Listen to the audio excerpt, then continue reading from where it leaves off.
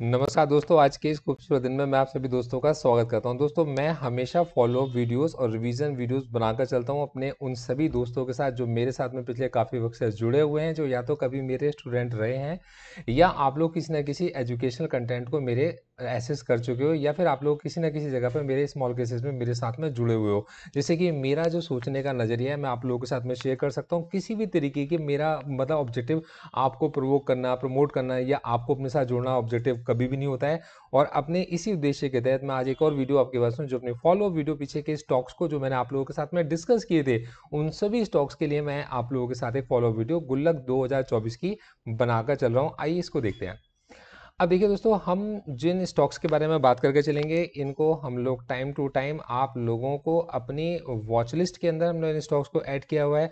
हम लोगों ने कॉन्टिन्यूसली आप लोगों को इन स्टॉक्स के अपडेट्स दिए हैं, और ये वो स्टॉक्स थे जिन स्टॉक्स को या तो हम लोगों ने मतलब ऐसा समझा कि पब्लिक के को इनके बारे में जानना जरूरी है, तो हमने इनको ऑलरेडी अपनी पब्लिक अप्रेंसेस की शीट के अंदर भी डाला हुआ है, और टाइम टू टाइम इसका मैं आपके साथ में फॉलोअप भी देकर चलते हैं।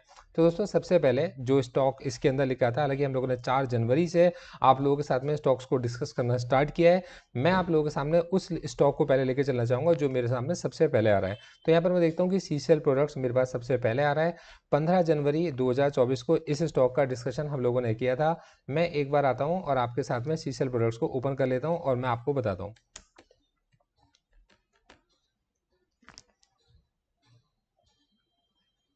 देखो दोस्तों, जब हम लोगों ने सीसीएल प्रोडक्ट्स को आप लोगों के साथ डिस्कस करना स्टार्ट किया था, सीसीएल प्रोडक्ट्स को लेकर मेरा व्यू बुलिश था, और उसका रैशनल मैंने आप लोगों को समझाया था कि यार मूविंग एवरेजेस जब 200 डेज के मूविंग एवरेज के पास कन्वर्ज हो रहे हैं और वॉल्यूम्स भी निकल कर आ रहे हैं, तो मेरे को ऐसा लगता है कि मेरा व्यू मार्केट को लेकर बुलिश है, और उस समय पर मेरे पास एक छोटा स्टॉप लॉस भी है। तो देखिए दोस्तों, हमारी हमेशा ये कोशिश रहती है कि हम मार्केट के अंदर कभी भी प्रॉफिट को टारगेट नहीं कर सकते। हम केवल अपने रिस्क को टारगेट रिस्क को मिनिमाइज करने की कोशिश करते हैं, या फिर रिस्क को ही हमारे पास में रहता है कि हम मैनेज कर सकें। तो हमारी कोशिश होती है कि हम आपके साथ में उस तरीके से स्टॉक्स को डिस्कस करके चलें जिनके अंदर हम या तो रिस्क को मिनिमाइज करने की कोशिश कर रहे हैं, या फिर हम रिस्क को मैनेज करने की कोशिश कर रहे हैं। तो स्टॉप लॉस हमारी काफ़ी हेल्प करते हैं रिस्क को मिनिमाइज या मैनेज करने के लिए। तो हम लोगों ने जब इस स्टॉक को ऑब्जर्व किया था 15 जनवरी 2024, तो मैं एक बार 15 जनवरी 2024 के पास में पहुंचा हूँ। दोस्तों, ये है 15 जनवरी 2024, जिस दिन इस स्टॉक के अंदर सेलिंग के पैटर्न बने थे। तो मैंने आपको बताया था कि ये स्टॉक देखने में बेयरिश लगता है, लेकिन इस स्टॉक के लिए मेरा व्यू बुलिश है।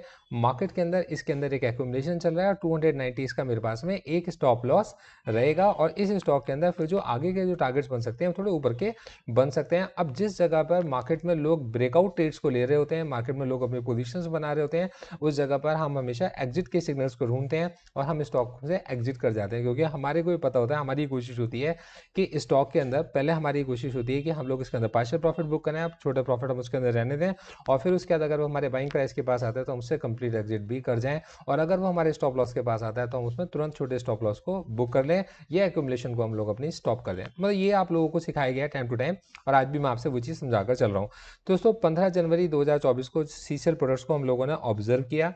मूविंग एवरेजेस कन्वर्ज हो रहे थे, 200 डेज के मूविंग एवरेज के पास से स्टॉक चल रहा था। हमारे पास में सिग्नल बनने शुरू हुए बाइंग के, एक्यूमुलेशन जोन के, और हमारे को मार्केट के अंदर फिर एक रिवर्सल हमें देखने को मिलता है, और फिर उसके बाद ये स्टॉक जैसे ही अपने डबल टॉप पैटर्न के पास में पहुंचता है, एक हमारे पास सेल का सिग्नल मिलता है। अगले दिन हमारे को एक बेयरिश कैंडल मिलती है, जो कि हमारे पास में कंफर्मेशन थी इस स्टॉक से कंप्लीट एग्जिट का।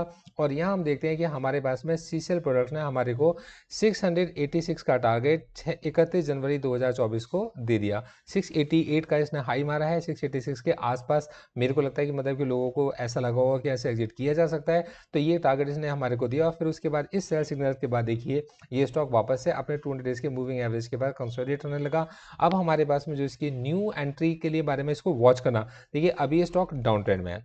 इस स्टॉक को हम लोग ऑब्जर्व करके चल रहे हैं कि इस स्टॉक के अंदर पहले तो कोई बाय का सिग्नल बने, और फिर उसके बाद अगर किसी तरीके की कोई कंफर्मेशन आए तब इसके अंदर री एंट्री के बारे में सोचा जाए। तो अगर आप जाएंगे और आप देखेंगे तो मैंने इसको ऑलरेडी अपनी शीट के ऊपर इसको अपडेट कर रखा है कि अब मैं इस स्टॉक को जो वापस से इसको ऑब्जर्व करना स्टार्ट करूंगा, सीसेल प्रोडक्ट को, वो 590 के आसपास ऑब्जर्व करना स्टार्ट करूंगा। मतलब पहले मेरे को यहाँ से मैं इसको देखना शुरू करूंगा, जब ये 590 के पास आएगा कि इसमें किस तरीके के पैटर्न्स बन के आते हैं, मतलब चार्ट किस तरीके के बनते हैं, फिर क्या उसमें किसी तरीके की कोई कंफर्मेशन आती है, तो ये एक फॉलोअप एनालिसिस आपके पास सीसेल प्रोडक्ट्स का आ जाता है। देखिए सीसेल प्रोडक्ट्स के बारे में पीछे भी हम लोग इसको डिस्कस कर चुके हैं।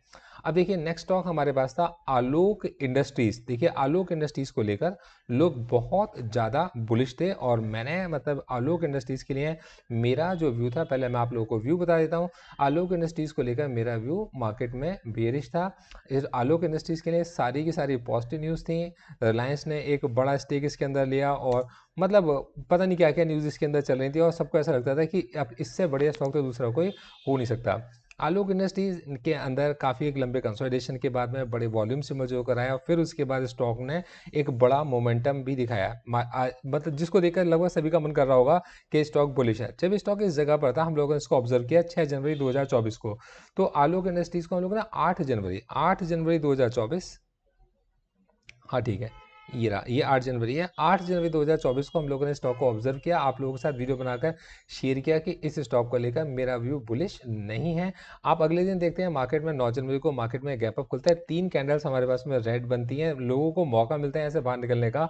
और मेरा यही व्यू था कि यार मार्केट में लोगों को मौका मिलेगा इस जगह से बाहर निकलने का, लोग यहाँ से एग्जिट ढूंढ सकते हैं। और दोस्तों मैंने देखा कि मार्केट के अंदर एक बड़ा सेल ऑफ आया और फिर उसके बाद मार्केट ने इस जगह पर वापस से इसी जगह पर रुका है। तो क्या इस जगह पर हम क्या मान सकते हैं?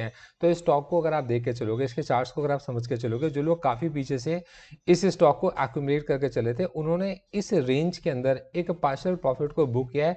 मतलब इस स्टॉक के अंदर अभी भी लोगों की एक्टिविटीज़ है, मतलब मार्केट के अंदर जो बड़े प्लेयर्स हैं उनकी एक्टिविटीज़ इस स्टॉक के अंदर है और ये स्टॉक वापस से एक बार एक छलांग मार सकता है, वापस से और ऊपर जा सकता है। पर इसके स्टॉक को लेकर मेरा व्यू अभी भी मतलब बुलिश नहीं है और जिन लोगों ने पीछे इस स्टॉक को एक्यूमुलेट किया होगा उन लोगों को हम लोगों ने पार्शियल प्रॉफिट बुक करने की ही रिकमेंडेशंस को शेयर किया हुआ है। तो आलोक इंडस्ट्रीज के लिए हमारा व्यू बुलिश नहीं था और ये हम लोगों ने आप लोगों के साथ में एक और अपडेट फर्दर आपको दे दिया है कि अभी भी वो स्टॉक के लिए व्यू हमारा बुलिश नहीं बना है। हाँ, एक बार हमारे पास में स्टॉक का व्यू अगर किसी तरीके का कोई चेंज होगा तो मैं आप लोगों के साथ में उसको जरूर शेयर करके चलूंगा। हमारे पास में अभी तो मतलब जिन लोगों ने काफ़ी पुरानी पोजीशंस पीछे क्रिएट किए हैं उनके लिए यही व्यू बन के आता है कि उनको पार्शियल प्रॉफिट बुक कर लेना चाहिए था। अब देखिए नेक्स्ट हमारे पास आलोक इंडस्ट्रीज के बाद हमारे पास जो अगला स्टॉक निकल कर आता है वो है सर्वेश्वर फूड्स का। तो देखिए सर्वेश्वर फूड्स के लिए पहले हम अपने व्यू को और उस रेंज को देख लेते हैं। तो देखिए सर्वेश्वर फूड्स के लिए, सर्वेश्वर फूड्स को हम लोगों ने अपडेट किया था 4 जनवरी 2024 को। प्राइस रेंज थी 4 से 6 की, एंट्री प्राइस था 6 रुपये का। मैं एक बार आता हूँ आपके पास सर्वेश्वर फूड्स पर।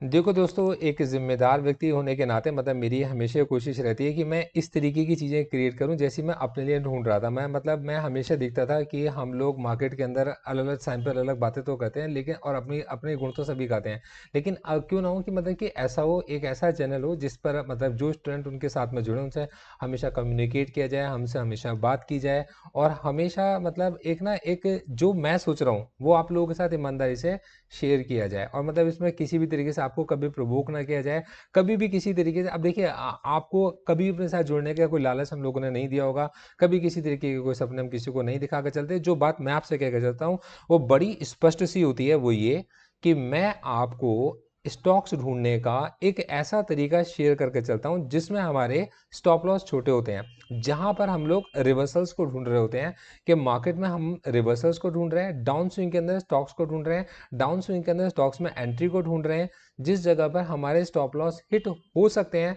और हमारे स्टॉप लॉस अगर हिट होंगे तो वो हमारे पास एक और री एंट्री के लिए ऑप्शन हमारे पास में छोड़कर चलेंगे, रादर देन इसके कि हाई के पास हम किसी स्टॉक को पकड़ें और वो स्टॉक 50% 60% टूट जाए और फिर उसके बाद में हम इस स्टॉक के अंदर बैठे रह जाएं एक लॉन्ग टर्म इन्वेस्टर बनके।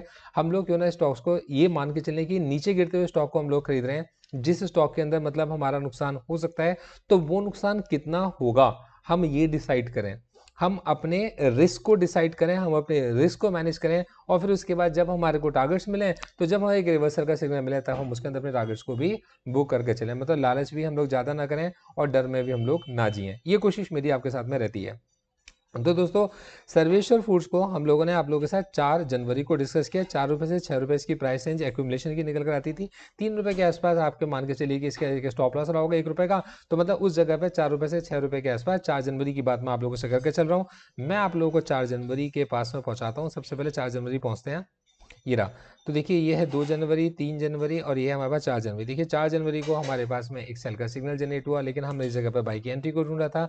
4 रुपये से 6 रुपये के बीच में हमारे पास में एक्यूमुलेशन जोन बनती थी। 5 रुपये 87 पैसे पर स्टॉक को स्पॉट किया गया। अगले दिन स्टॉक नीचे की तरफ तो आया, लेकिन 4 रुपये से नीचे नहीं आया, मतलब 3 रुपये के स्टॉप लॉस को हिट इसने नहीं किया। काफ़ी बड़ा वॉल्यूम इसके अंदर निकल कर आया। एक कैंडल हमारे पास में फॉर्म होती है जो कि हैमर है। उसके बाद मार्केट गैप अप खुलता है, फिर उसके बाद मार्केट ने जो हमारे को एक भी जगह पर स्टॉप लॉस को हमारे हिट नहीं किया। हमारे पास एक सेल का सिग्नल इस जगह पर बना, हमारे पास सिग्नल बना, पर ये किसी तरीके की कंफर्मेशन नहीं थी। हम लोग इस स्टॉक के अंदर प्रॉफिट को यहाँ पर पार्शियल बुक भी कर सकते थे और हम चाहते तो स्टॉक से एग्जिट कर भी सकते थे। और ये स्टॉक वापस से हमारे को न्यू एंट्री देता है 10 रुपए के आसपास में, और फिर उसके बाद इस स्टॉक ने एक मोमेंटम दिखाया और ये स्टॉक ने अपना एक सेल का जो एक स्ट्रॉन्ग सिग्नल जनरेट किया, अगले दिन कंफर्मेशन भी दिया और फिर निकलने का मौका भी 2 बार इस स्टॉक ने दिया 15 रुपये 35 पैसे के आसपास में। तो हम ये देखते हैं कि 28 जनवरी 2024, 29 जनवरी 2024, 30 जनवरी 2024, 31 जनवरी 2024 इस स्टॉक ने हमारे को तकरीबन 15 रुपये से 16 रुपये के आसपास, 15 रुपये के आसपास में, 14 से 15 रुपये के आसपास में इस स्टॉक ने निकलने का हमारे को मौका दिया। क्या इस स्टॉक से कंप्लीट एग्जिट हो जाना चाहिए? देखो दोस्तों, आपको कोई भी डिसीजन अपने इन्वेस्टमेंट एडवाइजर से सलाह मशवरा करने के बाद लेना चाहिए, लेकिन मैं आपको अपना व्यू शेयर करता हूँ। देखो दोस्तों, इस स्टॉक के अंदर काफ़ी पीछे लंबे समय से एक्यूमुलेशन चला है और आप ही देख रहे हैं कि हर हाई के पास में इस स्टॉक के अंदर सेल की कैंडल्स बन रही हैं। तो मतलब लेकिन पिछले ये अपने पीछे लो को नहीं तोड़ रहा है। अब हमने देखा क्या कहते हैं कि यार यहाँ पर भी इस तरीके की कैंडल्स बनी और जो पिछला लो था इसने टेस्ट किया, लेकिन इसने पिछले लो को ब्रेक अभी भी नहीं किया क्लोजिंग बेसिस पर। और फिर उसके बाद हम देखते हैं इसने बुलिश पैटर्न बना और फिर उसके बाद में इसने अपनी इस कैंडल को वो मतलब इस जगह पर जाकर टेस्ट किया, लेकिन फिर से एक बुलिश सिग्नल बन गया। और फिर उसके बाद में हम ये देखते हैं कि इस स्टॉक ने अपने इस कैंडल के लो को तोड़ा, तो टेस्ट तो किया और फिर से वापस से इसके अंदर एक रिकवरी आ गई। तो इसका मतलब ये निकल कर आता है कि मार्केट के अंदर पीछे जो काफ़ी बड़ी क्वांटिटी के अंदर लोग एक्यूमुलेट कर गए सर्वेश्वर फूड्स को, उन लोगों ने इस स्टॉक के अंदर किसी तरीके की पार्शियल प्रॉफिट बुकिंग्स को अलग अलग प्राइसेस पे किया है और डाउन स्विंग के अंदर वो लोग वापस से अपने उसी प्रॉफिट की वजह से जो प्रॉफिट उन्होंने बुक करा है स्टॉक को फर्दर एवरेज करके चल रहे हैं। ये मार्केट के अंदर ये चीज़ हमें दिखा रहा है, मूविंग एवरेजेस के साथ में कन्वर्ट होकर चल रहा है। इस स्टॉक के अंदर न्यू एंट्रीज अभी इस समय पर नहीं बनती हैं। इस स्टॉक के अंदर पुरानी जिनकी एंट्रीज हैं वो लोग मार्केट के अंदर पार्शियल प्रॉफिट बुक करके इस स्टॉक को अलग प्राइस पर एवरेज कर रहे होंगे, ऐसा सर्वेश्वर फूड्स को देखकर मेरे को लगता है। तो ये मेरा सर्वेश्वर फूड्स के लिए आपके साथ में फॉलो अप है। अब देखिए नेक्स्ट स्टॉक मैं आप लोगों के साथ में डिस्कस करके चलता हूं। दोस्तों ये स्टॉक है आपके पास में IDFC फर्स्ट बैंक। तो देखिए IDFC फर्स्ट बैंक का हम लोगों ने जब डिस्कशन किया था तो सर्वेश्वर फूड्स का आप लोगों को, आलोक इंडस्ट्रीज का आप लोगों को मैंने मतलब फॉलो अप भी दिया था। खैर बहरहाल अब मैं आपसे IDFC फर्स्ट बैंक के बारे में बात करके चलता हूँ। देखिए ये है मेरे पास में IDFC first bank. IDFC first bank के लिए पहले अपना व्यू चेक कर लेते हैं, प्राइस की रेंज चेक कर लेते हैं और स्टॉप लॉस चेक कर लेते हैं। तो IDFC फर्स्ट बैंक के लिए हमारा व्यू बुलिश था। प्राइस की जो रेंज बनती थी वो 80 से 83 बनती थी। इसका एंट्री प्राइस हमारे पास में मतलब इसका स्टॉप लॉस हमारे पास तकरीबन मतलब 80 रुपये के आसपास खरीद रहा है कोई, तो 78 के आसपास एक छोटा सा स्टॉप लॉस हमारे पास में बनता था। चेक करते हैं कि ये स्टॉक अभी इस समय पर कहाँ पर चल रहा है और इस स्टॉक के अंदर मतलब क्या आने वाली संभावनाएं बन सकती हैं। तो हमारे पास है IDFC फर्स्ट बैंक। तो देखिए दोस्तों IDFC फर्स्ट बैंक को अगर आप देख के चलोगे तो 80 से 83 हमारे पास में एक्यूमुलेशन जोन बनती थी। डाउन स्विंग के अंदर स्टॉक को हम लोगों ने अगर स्पॉट किया तो ऑब्वियसली बात है कि स्टॉक के स्टॉप लॉस के हिट करने के चांसेस बन सकते हैं। तो स्टॉक को हम लोगों ने जो ऑब्जर्व किया 80 से 83 के बीच में ऑब्जर्व किया और उस जगह पर हमारा जो स्टॉप लॉस था वो 79 का था। आप देखेंगे इस स्टॉक ने 79 के स्टॉप लॉस को हिट किया, लेकिन आपके पास में आप ही देखेंगे कि मतलब क्लोजिंग ये वोलेटिलिटी की वजह से इसने उस प्राइस रेंज को विजिट करने की कोशिश की, लेकिन उसी के पास से वापस से इसके अंदर एक बाइंग आ गई और एक काफ़ी बड़ी बाइंग हमारे को देखने को मिलती है। तो ये स्टॉक अभी भी हमारे पास 79 का जो प्राइस है क्लोजिंग बेसिस पर इसने स्टॉप लॉस को हिट नहीं किया है। एंट्रीज अभी भी इसके अंदर इंटैक्ट बनती हैं। आज 79 के नीचे हमारे को, क्योंकि हम एक्यूमुलेशन जोन में इस स्टॉक को मान के चल रहे हैं, तो हम ये मानते हैं कि 79 के नीचे इस स्टॉक के अंदर एंट्रीज को स्टॉप कर देना चाहिए और फिर वापस से अगर ये 79 के ऊपर आता है तो स्टॉक को वापस से मतलब इसके अंदर एंट्रीज को लिया जा सकता है, लेकिन 79 इसके लिए स्ट्रिक्ट स्टॉप लॉस का काम भी कर रहा है। अब उस कंडीशन में टारगेट क्या होगा? देखो यार टारगेट मार्केट के अंदर देखने को मिलता है। जब मार्केट हमें कोई सेल का, रिवर्सल का, पार्शियल प्रॉफिट बुकिंग का या कंप्लीट एग्जिट का साइन देकर चलेगा, तब हम उसके बारे में टारगेट्स की बात हम लोग कर सकते हैं। तो IDFC फर्स्ट बैंक को लेकर हमारा व्यू अभी भी बुलिश जोन का बना हुआ है।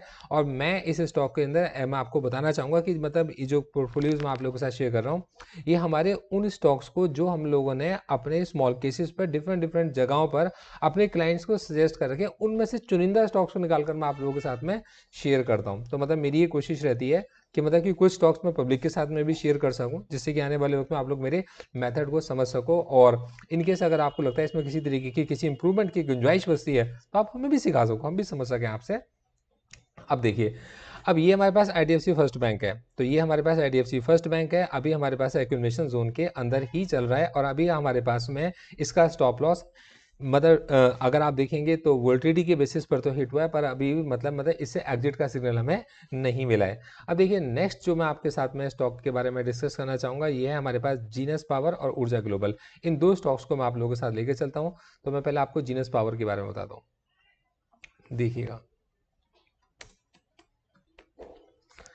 देखिए, जीनस पावर मेरे पास में मतलब इसके पीछे की जो वजह थी वो थी FIs का अचानक से इस स्टॉक के अंदर एक बड़े वैल्यूज को मतलब बड़े वॉल्यूम्स में इसको परचेज करना। मतलब अपने जो जनवरी का क्वार्टर हमारे सामने निकल कर आया, उसके अंदर हम लोगों ने देखा कि FIs ने इसके अंदर अपनी पोजीशंस को इंक्रीज करा है। जीनस पावर को लेकर व्यू मेरा बुलिश था मार्केट में उस जगह पर। मतलब मैंने 11 फरवरी को इस स्टॉक को 298 के प्राइस से हम लोगों ने ऑब्जर्व किया था। अब देखिए, मैं आपको दिखाता हूँ, और मैंने आपको बताया था कि स्टॉक के अंदर नीचे जाने के भी चांसेस बन सकते हैं। एक मीटिंग इनकी होने वाली है, जिस मीटिंग का क्या आउटकम निकल कर आएगा उस पर डिपेंड करता है। बहरहाल ये हम लोग 11 फरवरी का हम लोग चेक कर रहे थे, तो देखिए 12 फरवरी और ये हमारे पास में 11 फरवरी, ये 9 और ये ठीक है, ये 11 फरवरी को हम लोगों ने आप लोगों के साथ में इस वीडियो को बनाकर आप लोगों के साथ शेयर किया था। शायद मतलब सैटरडे या संडे कोई दिन रहा होगा, और अगले दिन 12 फरवरी को स्टॉक के अंदर इस स्टॉक को हम लोगों ने मतलब जो ऑब्जर्व करना स्टार्ट किया था, 323 के आसपास से प्राइस था। और 298 का इस जगह पर हम लोगों ने स्टॉप लॉस भी मतलब सजेस्ट किया था, क्योंकि इस स्टॉक को हम लोगों ने न्यूज़ के चलते पकड़ा है, मोमेंटम के अंदर पकड़ा है। ये स्टॉक ऑलरेडी एक ऐसी जगह पर है जिस जगह पर एक सेल का सिग्नल बनता है, लेकिन बिकॉज न्यूज़ इसके लिए बुलिश थी, तो हमारा भी उसको लेकर बुलिश बनता था। इस स्टॉक के अंदर हमने बुलिश व्यू रखा था, और यहाँ पर हम लोगों ने मतलब इसको स्टॉक को अगर 313 के आसपास ऑल टाइम से पकड़ा होगा, तो हमारा जो इसमें स्टॉप लॉस था वो 298 का हमारे पास में स्टॉप लॉस था। और जीनस पावर ने हमारे को एक वजह कहते हैं 11 फरवरी को, हाँ, तो देखिए 11 फरवरी को अच्छा मार्केट बनता है 12 फरवरी को, तो 230 मतलब 298 का हमारे पास में उस कंडीशन में स्टॉप लॉस निकल कर आता है। मतलब पिछली कैंडल का जो लो है वो हमारे पास में स्टॉप लॉस कहीं पर निकल कर आता है। तो इसने स्टॉप लॉस को अगले मतलब सेम डे में ही, मतलब जिस दिन हम लोगों ने स्टॉक के अंदर एंट्री ली है, उसी दिन इस स्टॉक ने अपने मतलब स्टॉप लॉस को हिट कर दिया, और 298 के बाद हमारी एंट्रीज यहाँ पर क्लोज हो जाती हैं। तो मैं इसको यहाँ पर अपनी शीट पर अपडेट भी कर देता हूँ कि इसका जो जीनस पावर को लेकर हमारा व्यू बुलिश था, और 200 हमारे पास में 313, ठीक है। तो हमारे पास में 313 के प्राइस के आसपास जो बनता था, और ये मार्केट में आपके पास में 313 के आसपास कहीं पर आया। इसका स्टॉप लॉस हमारे पास में 298 था, और हमारे पास में इसका जो स्टॉप लॉस हमारा हिट होता है वो 298 का 298 का स्टॉप लॉस हमारा उसी तारीख को मतलब 11 फरवरी को ही स्टॉप लॉस हमारा हिट हो जाता है। तो इस स्टॉक को लेकर हम लोगों ने छोटा रिस्क जो लिया होगा, तो हम स्टॉक से ऑलरेडी बाहर निकल चुके हैं। अब मैं आपसे लेटेस्ट स्टॉक के बारे में बात करता हूँ। जिस स्टॉक को हम लोगों ने मतलब डाला हुआ, ये ऊर्जा ग्लोबल है। देखिए, जब आप इस स्टॉक को स्टडी करके चलेंगे, तो इस स्टॉक को पूरा अच्छे से स्टडी कीजिएगा, फिर मैं आपको बताना चाहूँगा। इस स्टॉक को हम लोगों ने जो मतलब स्टडी किया, उसकी वजह केवल टेक्निकल थी और मार्केट में न्यूज़ का बनना कि इस स्टॉक मतलब ये एक ऐसा स्टॉक जो सोलर पावर से रिलेटेड है।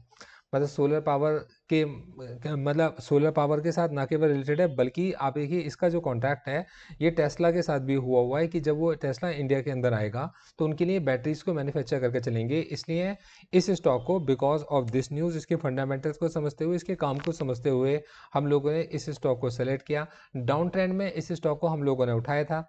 इस स्टॉक के लिए हम लोग जो स्टॉप लॉस लेके चल रहे थे वो 21 का लेके चले थे। हमारे पास में इस स्टॉक के अंदर मतलब हमें ऐसा लगता है 21 से 23 के बीच में इस स्टॉक के अंदर एक्यूमुलेशन चल रही है, इस स्टॉक के अंदर अभी भी एक्यूमुलेशन चल रही है, और इस स्टॉक का उस कंडीशन में जो स्टॉप लॉस निकल कर आता है वो पिछली कैंडल का हमारे पास में लो निकल कर आता है, मतलब 18 रुपये के आसपास का प्राइस इसके लिए लो निकल कर आता है। तो मैं इस स्टॉक के लिए मतलब मेरा व्यू अभी भी बुलिश है।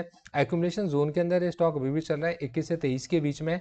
इस स्टॉक को हम लोग पीछे भी अपने क्लाइंट्स को काफ़ी पीछे मतलब सजेस्ट कर चुके हैं, और इस मोमेंटम में हमने उनको पीछे प्रॉफिट बुकिंग की रिकमेंडेशन भी दी थी, उन्होंने यहाँ से अपने प्रॉफिट को बुक भी किया होगा। इस स्टॉक को भी आप बिल्कुल ऐसी समझ के चलिए कि जिन्होंने काफ़ी पुरानी पोजीशंस अपनी क्रिएट कर रखी थी, उन लोगों ने इस स्टॉक के अंदर अपने प्रॉफिट को बुक किया, जो कि पार्शियल प्रॉफिट बुकिंग रही होगी, और ये स्टॉक अभी भी कंसोलिडेट कर रहा है 21 से 23 की रेंज में। अब देखो, अब इसका जो नई एंट्री का जो नियरेस्ट स्टॉप लॉस बनता है वो बहुत छोटा, मतलब 21 रुपए का स्टॉप लॉस मान के चलिए, 20 रुपये 39 पैसे का, मतलब 21 से 23 के बीच में अगर इसके अंदर एंट्री बनती है तो ऑल टाइम से 20 रुपये 39 पैसे का इसके अंदर स्टॉप लॉस बनता है। अब देखिए कई बार क्या होता है कि मार्केट के अंदर सर्किट्स लगते हैं, तो कोई भी स्टॉक को अगर आप बेचने के लिए जाओगे तो वो बिक नहीं पा रहा होता। अगर कभी जैसे पीछे इस स्टॉक के अंदर सर्किट्स लगे हैं, तो हमने इसके अंदर जो अगला स्टॉप लॉस लेकर चले वो 18.73 का लेकर चल रहे हैं कि यार इस रेंज के आसपास इसके अंदर वापस से बाइंग आएगी, तो किसी ने अगर अपनी एंट्री ली होगी तो यहाँ पर वो एग्जिट कर पाएगा। तो इसके लिए दो स्टॉप लॉसेस हमारे पास में बनते हैं, 20.39 क्योंकि वोल्टाइल स्टॉक है और सर्किट वाला स्टॉक है,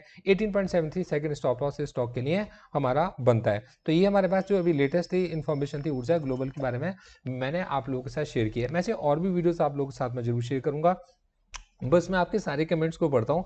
मैं आपसे चाहूंगा कि आपके जो कमेंट हो सकते हैं, मतलब हमारे लिए कैसे भी हो सकते हैं, अच्छे भी हो सकते हैं, बुरे भी हो सकते हैं, पर मतलब मैं आपसे चाहूंगा वो कुछ ऐसे होने चाहिए जिनसे कि आपके अंदर कुछ चेंजेस आए। देखिए, किसी को डिस्करेज करना या किसी को गलत बोल देना सबसे आसान काम है, लेकिन किसी की एक ऐसी चीज को समझना जो सच में आपके लिए बनाई गई है, उससे उस चीज को डिस्कस करना थोड़ा सा मुश्किल काम बनता है। आपको ऐसी जगह जाना चाहिए जहां पर आपको किसी के प्रयासों को समझना चाहिए, और वो भी तब जब वो इंसान आपके लिए हमेशा अवेलेबल होता हो। Thank you so much, all the best.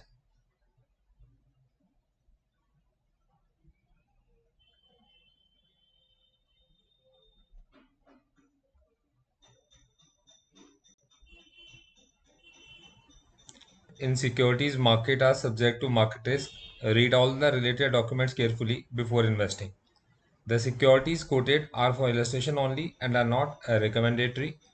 Registration granted by SEBI, membership of BASL in case of investment advisors, and certification from NISM in no way guarantee performance of the intermediary or provide any assurance of returns to investors. All disclaimers can be read on gauravsir.in. आप सभी disclaimers को gauravsir.in website पर read कर सकते हैं।